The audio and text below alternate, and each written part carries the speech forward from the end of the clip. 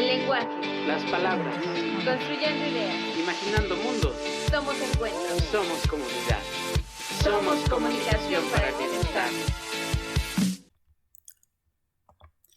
Otakus, gamers, runners, conectados, desconectados y mediatizados. La juventud de por sí, fenómeno difícil de entender, hoy en día pasa una parte importante de su tiempo sumergido en las profundidades de un entorno digital que ya de entrada implica una forma de vivir la vida, pasando de las categorías on y offline. Para explicarnos este fenómeno, hoy nos acompaña en este espacio de comunicación para el bienestar el doctor en comunicación aplicada Jorge Hidalgo Toledo. Hola, ¿qué tal? ¿Cómo están, amigos de Comunicación para el Bienestar? Gracias por estar un día más acompañándonos. Y hoy tenemos un invitado especial, el doctor Jorge Hidalgo, que nos va a estar hablando de la juventud y la cultura digital. ¿Cómo está, doctor? Muy bien, muchas gracias, Ivette. José Luis, un gusto estar aquí con ustedes para poder participar en este conversatorio. Y como siempre, les doy la bienvenida a mi compañero José Luis Flores Torres. Hola, José Luis. Hola, Ivette. Hola, Jorge. Muchas gracias por aceptar ese conversatorio sobre juventud y cultura digital. No, al contrario, pues un honor poder acompañarlos a ustedes y a su auditorio.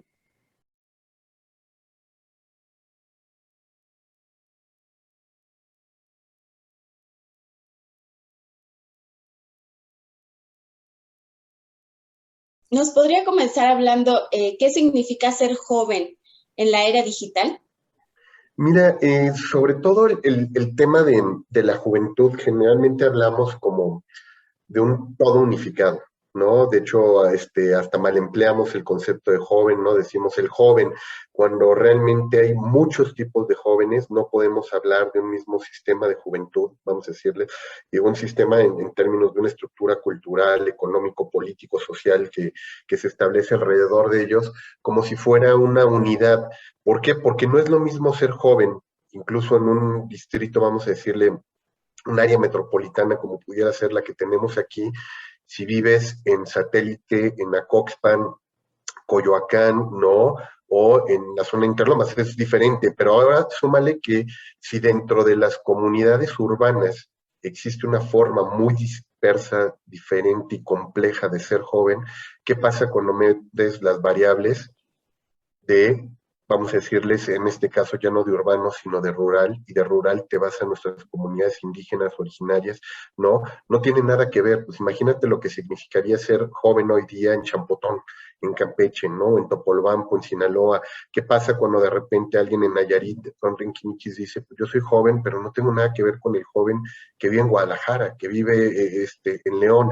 Entonces, a eso súmale que ser joven, si le cruzas las variables, vamos a decirles en este caso, de los entornos urbano, rural o de comunidad originaria o indígena donde pudiera estar habitando, le mezclas la variable de estructura familiar, pues ¿qué pasa cuando no vives en una estructura familiar tradicional que hoy pues no es más del 25.5% de la población, que es una familia que nosotros durante muchos años presumíamos como la familia nuclear, pues hoy ya no existe? O sea, hoy te puedes encontrar desde el joven que vive, sí, con los padres, el que vive con la madre divorciada o la madre soltera, el padre soltero, el padre divorciado, el padre rejuntado, ¿no? El que vive con la abuelita, la tía y la mamá en una misma casa, el que vive solo, el que vive con el roomie, el que vive solo como un perro y solo con su perro, como digo yo, el pobre, pero pues súmale, son más de 16 estructuras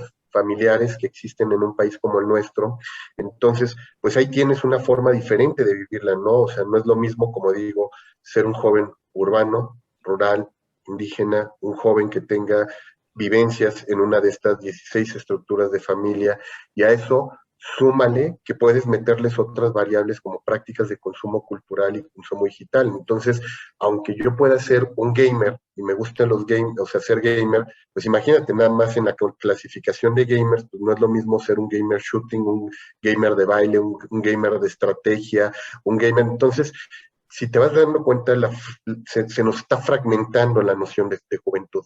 Y esta fragmentación, polarización, incluso porque, digo polarización porque cada uno de estos extremos es totalmente radical ante el otro, aunque de pronto pudieran tener puntos de convergencia, pues no es lo mismo, como te digo, pertenecer a un estrato de juventud que de pronto te tocó vivir la juventud como lo dicen los estudios generacionales, como un centennial, como un millennial, como un X, como un baby boomer, ¿no? O como cualquiera de todos ellos, y el entorno se te hace complejo. Entonces, por eso, un poco en manera de síntesis, cuando hablamos de juventud, hablamos, o de juventudes, como digo, más bien hablamos de un sistema muy complejo, ¿no?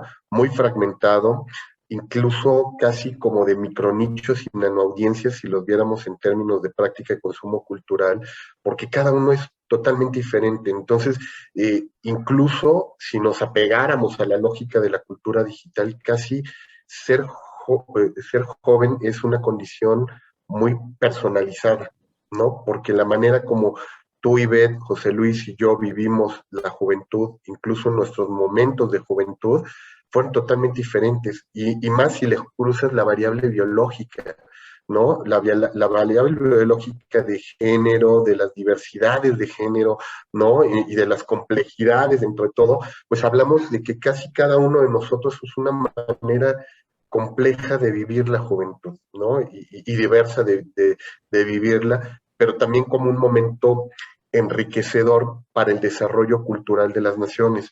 ¿Por qué? Porque si tú lo ves nada más por bonos poblacionales, pues estamos hablando de más del 65% de las poblaciones de los países, ¿no? Y más como el nuestro, que está viviendo ahorita un bono poblacional particular, donde si tú tan solo lo ves dentro de tu pirámide, México pues representa un volumen muy fuerte de la población en términos desde los niños, ¿no? Hasta lo que pudiera ser una población, vamos a decirles, medianamente lo que podría ser antes que el adulto productivo, ¿no? El adulto productivo que va a partir de los 21 años en adelante, ¿no? Ya cuando terminan egresando muchos de ellos de los sistemas universitarios. Pero si tú te pones a ver hoy incluso las categorizaciones que se tienen dentro de la mercadotecnia y la publicidad para entender, por ejemplo, fenómenos como adolescencia y juventud, pues te disloca parte de los conceptos que traes porque te dicen, oye, para ellos un joven o un niño, un adolescente es alguien que va de los 8 a los 35 años, porque prácticamente tienen rangos de consumo muy similares, ¿no? Desde el que consume videojuegos, deporte extremo, del que consume y hace prácticas que pudieran ser adolescentes o juveniles, aunque tengan una narrativa para adulto, ¿no? Entonces, son categorizaciones muy complejas, te digo, y muy diversas las que podrías tomar. Los sociólogos tendrán la suya, los antropólogos, los mercadólogos, los comunicólogos, para tratar como de unificarlos y entenderlos como si fueran pequeñas esferas tratables con intención de comprender, ¿no? Esa pequeña esfera, y pues se han tratado de generar homologaciones, pero pues son muy discutibles a veces también las categorías que se utilizan, porque pues hay que ver desde dónde salió, si salió desde la mercadotecnia, desde la sociología, ¿no? Y con qué herramientas metodológicas y científicas hicieron esas divisiones o cohortes, ¿no?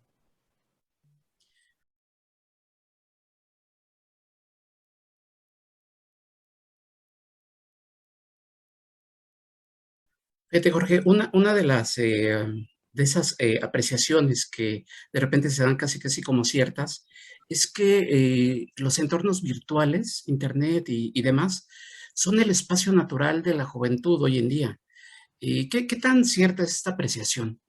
Fíjate que qué importante, porque me recuerdas una categoría que se me pasó ahorita decirles. De hecho, es una categoría que yo trabajo un poco inspirada en el trabajo de Rosana Reguillo.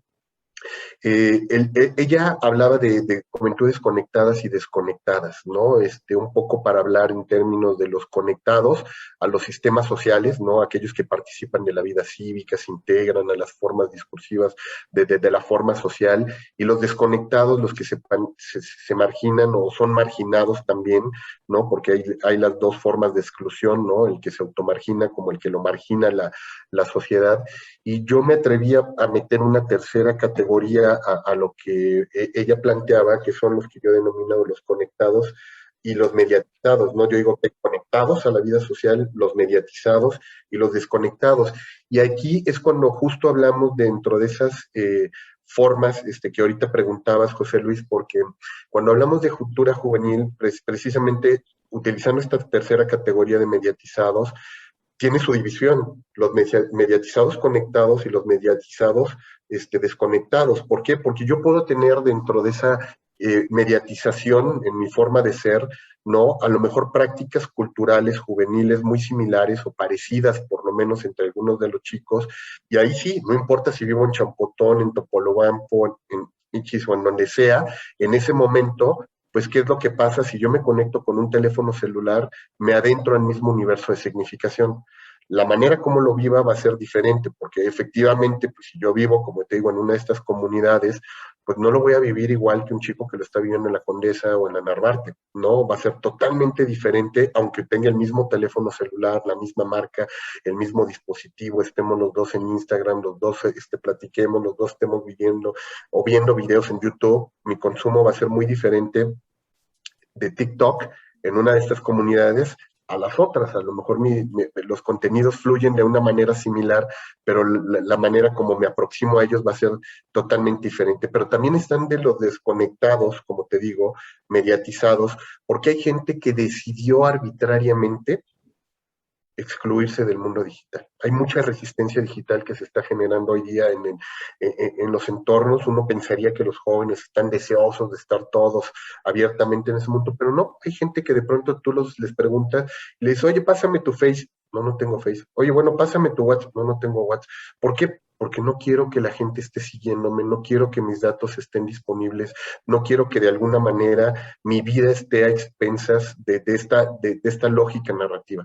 Entonces se han autoexcluido, no marginado, ¿no? Porque no están marginados de la vida social, pero no quieren estar simplemente allí. Eso es como un poco lo que llaman en Estados Unidos el downshifting, ¿no? Que es como una desconexión voluntaria por saturación, porque no quieren estar enajenados, porque simplemente es una forma de resistencia al capitalismo cultural que hoy hay en el mundo, a la manera como los hiperconglomerados están apropiándose con toda esta información de tu vida privada, y porque tampoco quieren que su vida privada sea pública, y mucho menos porque quienes se adentran al mundo digital no solamente es tu vida privada que se hace pública, sino tu vida íntima que se vuelve una forma de consumo hoy global, ¿no? De hecho, yo digo que hoy consumimos en los entornos digitales productos, servicios, contenidos, mercancías y personas, ¿no? Y cuando digo consumimos personas, literal, al estar expuesta a todo tu patrón de navegación, todas tus prácticas de consumo,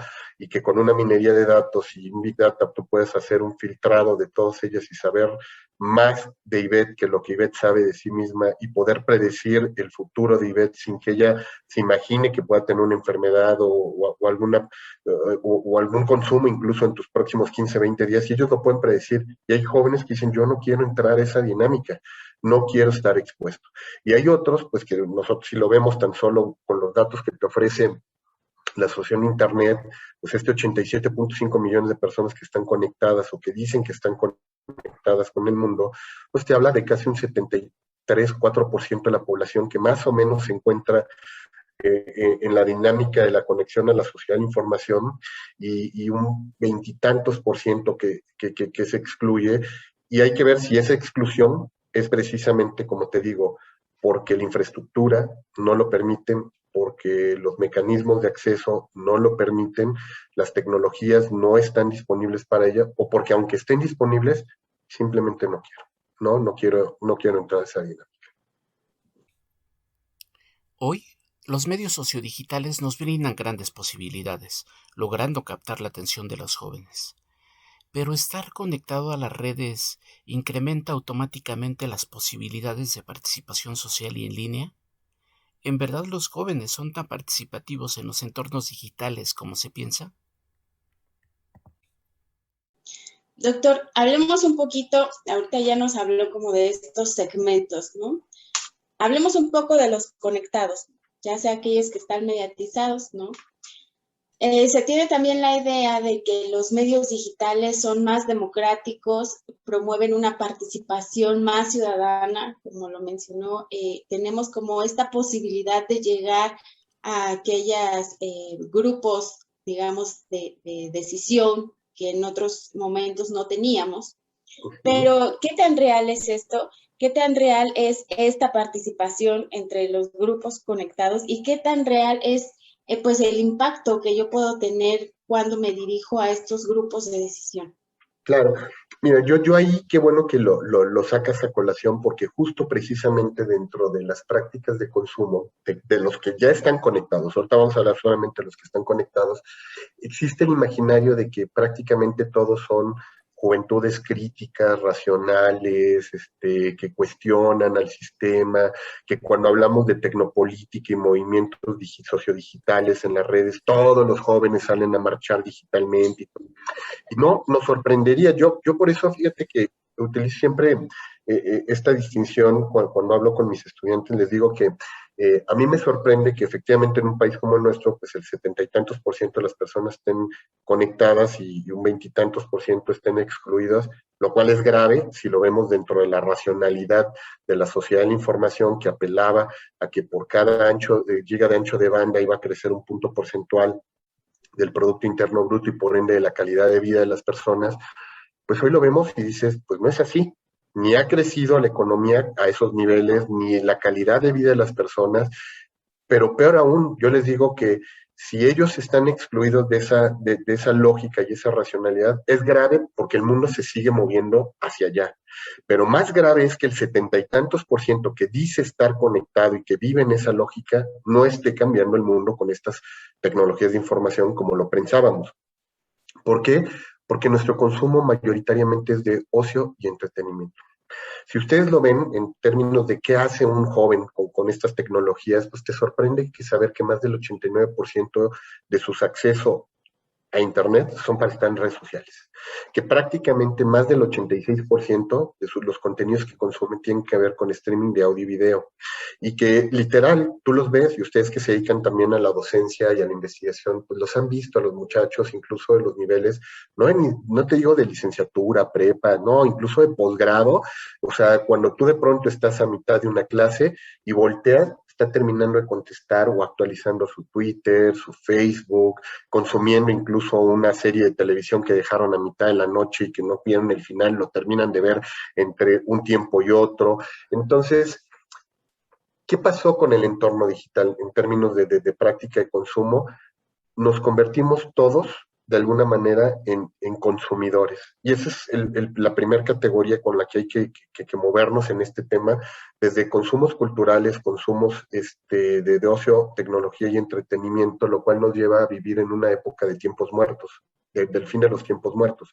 Y cuando hablo del fin de los tiempos muertos me refiero así abiertamente que los 2 minutos que tenías para entrar al dentista, para subirte al camión, para incluso entrar al baño, para hacer lo que quieras, hoy son tiempos de consumo. Y consumo que está medido en función de descargas de bits, ¿no? Que está medido en función de costos, ¿no? De flujos de información, ¿no? Pero también que hay una industria creativa que está alimentando permanentemente esto. Y es una industria que antes pensábamos que le pertenecía a los medios masivos de comunicación y hoy no es cierto. Hoy te puedes encontrar que uno de los socios más importantes, por ejemplo, en la industria musical y discográfica, es un Starbucks o es un café McDonald's.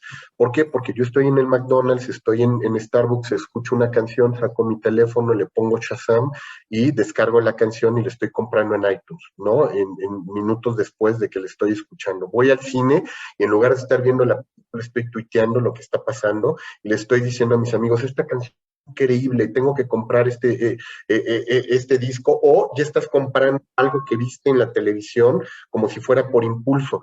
Entonces, todo el tiempo estamos consumiendo, consumiendo, consumiendo. Y ese era un poco lo que está ocurriendo. Yo, marca, hoy me vuelvo un proveedor de contenido, cosa que no ocurría en el pasado, porque antes el que hacía refrescos, y hoy los refrescos te dicen, no, yo vendo estilos de vida, y ese estilo de vida, todo lo que sea como satelital o una constelación de consumo alrededor de mi marca, producto, servicio y contenido, hoy se vuelve una extensión de la identidad de estos grupos juveniles.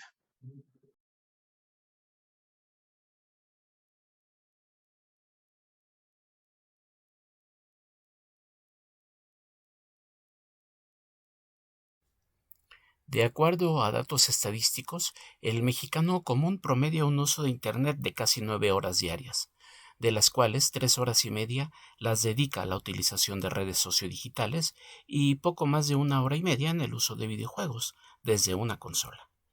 Tales números se incrementan cuando de jóvenes se trata, ya que este segmento de la población, en realidad, al parecer, habita multiversos, en donde la distinción entre lo digital y lo real se hace sutil. Lo que es una realidad, Jorge, es que hay un consumo altísimo de entornos digitales. Se gasta mucho tiempo, jóvenes, en estar justamente en Internet, en videojuegos, etcétera, conectados todo el día. ¿Qué estarán viendo en la realidad, en la vida cotidiana, los jóvenes que se han encargado de hacer suyo de diferentes maneras ese entorno digital? ¿Por qué? Mira, ¿Para qué? mira, de entrada, o sea, esta distinción que solíamos hacer del entorno digital al entorno análogo ya no existe, por lo menos para ellos ya no existe, ¿no? Es decir, esta diferencia entre lo offline, lo online, pues hoy es un continuum, hoy hablamos de postline, ¿no? De una vida postline donde ni siquiera puedes distinguir dónde entra y dónde sales, ¿no? O sea, estas entradas a la modernidad, como nos las ponía Franklin en un momento, ¿no? De cómo entramos y cómo salimos, un poco cuestionando incluso estos entornos, pues hoy ya no hay entradas ni salidas. De hecho, yo sí te diría, pues revisas los tiempos de consumo y te dicen que un mexicano con promedio consume cerca de 8 horas 57 minutos, más de 3 horas 30 minutos redes sociodigitales, pues nada más súmale. Si eso es el joven promedio, lo cual la mayoría de los jóvenes, perdón, de los mexicanos promedios no son como el joven, que no es promedio nunca, ¿no? Entonces, ¿qué pasa? Un joven, tú le preguntas cuánto tiempo consumen y habrá quien te dice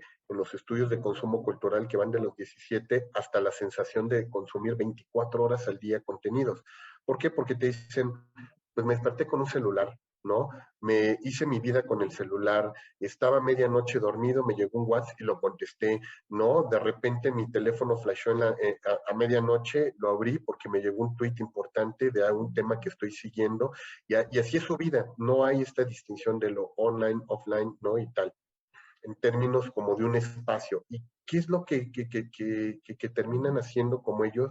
Pues un poco en esta lógica de multiversos, ¿no? Y digo, no es gratuito que la apuesta de un Mark Zuckerberg ahorita esté por invertir en un entorno de realidad ampliada, realidad virtual, para que tú vivas en un entorno de Facebook permanentemente. Entonces yo vaya caminando y de repente voltee y diga, mira, esta persona que estoy viendo no la he agregado en mi perfil, pues la voy a agregar porque me está dando metainformación que compartimos gustos, preferencias e inquietudes, ¿no? Entonces, si antes esto solamente ocurría en una comunidad virtual, ¿no? Donde tú compartes intereses, motivaciones, inquietudes y prácticas de sentido, y era muy fácil identificarla porque todos declaramos que somos seguidores de Lost, de Breaking Bad o de cualquier serie y en esa comunidad pues solo hablamos de esto, pues en un salón de clase no lo sabes. De hecho, tú volteas y dices, ¿cuántos de mis 17, 20 compañeros que están en el salón de clase les gustará la misma canción que a mí? No lo sabes, salvo que en una comida alguien de pronto la ponga y diga, ay, ¿a poco te gusta esta banda? Ay, mira, yo no sabía que te gustaba. Te enteras. Pues hoy con estas lógicas de multiversos virtuales que vamos a tener próximamente y sobre los que están invirtiendo, pues te va a permitir justo eso, que si yo volteo a ver Ivette, me vaya a mandar una alerta de, oye, Ivette y tú, hay un match en términos de las canciones que les gusta, de los libros que comparten. A ella también le gustó esta serie, por tanto te puedes acercar y romper una barrera de comunicación que el mundo análogo nos daba, hoy ya no la vas a tener, porque yo voy a poder socializar. Entonces, eso son parte de las fascinaciones que hay dentro de estos mundos digitales que, como bien preguntabas, José Luis, pues hacen que llenen tu tiempo. Entonces, yo siempre digo y me digo a mí mismo cuando me pregunto, y bueno, ¿y por qué tienen tanta fascinación por estar tanto tiempo en esos espacios, ¿no? Y una persona del mundo análogo y del mundo tradicionalista nos hubiera dicho, pues es que es adicto a Facebook, es adicto a los videojuegos, tiene una adicción, ¿no? Y la categoría con la que lo enmarcan es adicto a esta plataforma, a esta pantalla o a este tipo de sistema de comunicación. Y yo más bien lo que me digo es, y es adicto a algo, es adicto a una gratificación que le produce, porque no es adicto a Facebook, es adicto a la gratificación que le produce. Y la pregunta es, ¿qué gratificación le produce? ¿Qué necesidad existencial, de qué hambre tendrá Ivette que necesita llenar su vida con 3 horas 30 minutos al día de Facebook?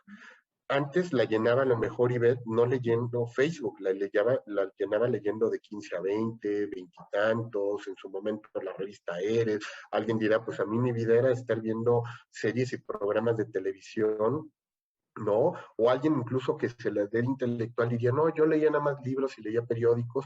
En aquel entonces, pues también te produció una gratificación, y la pregunta es, ¿qué gratificaciones nos estará generando? Y también, ¿cuántos vacíos de sentido tendremos en nuestra vida que los medios han logrado llenar? Porque finalmente la comunicación es una práctica de sentido, ¿no? Es un territorio de sentidos, de intercambio de sentidos, y si esos sentidos están fluyendo por ahí, los vas a agarrar, no importa si es en un bar, no importa si es en un videojuego. La cuestión es por qué hoy los entornos digitales han entendido mejor a los jóvenes para llenar los vacíos de sentido que tienen y podérselos de alguna manera gratificar.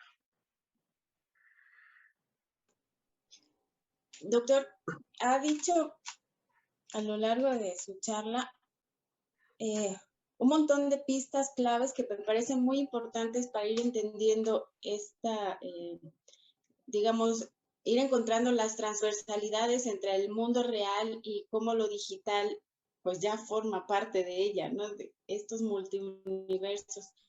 Y hablaba, entre otras cosas, pues, de que ahora parece individualidades, ¿no? La sociedad va como dirigida a la individualidad más que, digamos, ya una comunidad. Incluso los jóvenes de una sola localidad pueden ser diferentes, ¿no? Ya hay como necesidades particulares. Después las transformaciones de estas ideas de estructuras sociales o familiares que también están viviendo. También la asimilación de estas nuevas tecnologías a la vida cotidiana, pero decía algo que particularmente me llamó la atención, que es cómo podemos ver los entornos digitales a partir de una lógica de consumo, pero que además nos están vendiendo cultura, ¿no? Estructuras culturales. O sea, aquello que tradicionalmente nosotros significaríamos como elementos culturales, ahora están siendo, digamos, diseñados por estas marcas, ¿no? Por esos consumos. Ahora no, quizá mi sistema cultural ya no tanto tiene que ver con la comunidad de Champotón o con Satélite, y ahora tiene que ver mucho con el estilo de vida de quien asiste al Corona Capital o etcétera, ¿no? Y eso me parece muy interesante, pero también muy revelador sobre cómo vamos cambiando el concepto de cultura y estas significaciones. ¿Nos podría un poco ampliar como Claro. este Mira, tema? de hecho, ahorita que hablabas, decías, sí, efectivamente nos movemos a un entorno de hiperindividualismos hiperconectados, ¿no? Por tanto, hablamos de individualidades colectivas, ¿no? Y entonces es como una paradoja lo que te estoy diciendo, porque cada vez, te digo, incluso los mercadólogos los ven como micronichos y nanoaudiencias casi polarizados a un nivel de personalización. Pero la Ivette que le gusta Harry Potter se da cuenta que hay 1 millón de seguidores de Harry Potter en la comunidad virtual en la que participa de habla hispana. Y así, si va sumando, de repente, pues pareciera que hay 16 millones de seguidores de Harry Potter en el mundo, ¿no? Y dices, pues no estoy sola. Pero la diferencia es que Ivette de pronto pertenece al colectivo Harry Pottero, pero en su vida individual solamente tiene un entrecruce con Harry Potter porque su otro yo, ¿no? Su self digital, su otro yo self del digital, que son como multicapas, ¿qué hace? Pues tiene también afinidad con otro tema que no tiene nada que ver con eso, y dices, y a mí me gusta la cultura gótica, y comulgo con los góticos, y de repente entonces tú dices, oye, pues una tribu urbana que se mueve por un lado, pues no pareciera tener vinculación con el otro, pero en el caso de Ivette convergen. algo hizo que de repente Harry Potter le hiciera clic y también le hizo clic el mundo de los góticos y la fascinación por la música de un Dead Can Dance y de repente, pero también ese Dead Can Dance es tu punto de entrada para entrarle a movimientos alternativos, ¿no? Y de esos movimientos alternativos, entonces, como que son entrelaces de microesferas, ¿no? Que de repente chocan entre sí, algunas se juntan, algunas revientan, algunas no comulgan, y te hace.